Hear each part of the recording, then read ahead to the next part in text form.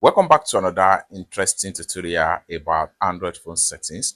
And in today's video, I will show you how to stop apps from using so much data on your Android phone. Let me show you how. Very first thing you want to do is go ahead and open up your Android phone settings. The next thing you want to do is go ahead and click on SIM and network settings.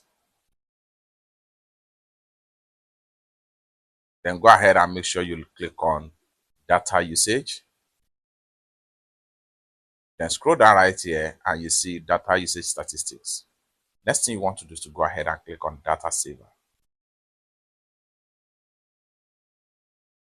Then go ahead and make sure you click on unrestricted data. Then you can turn off as many as possible app right here. I'm going to turn off this app right here. You can review and turn off as many as possible data for any apps that are consuming so much data on your phone. So I'm going to turn off data for this and turn off for this. It's that simple.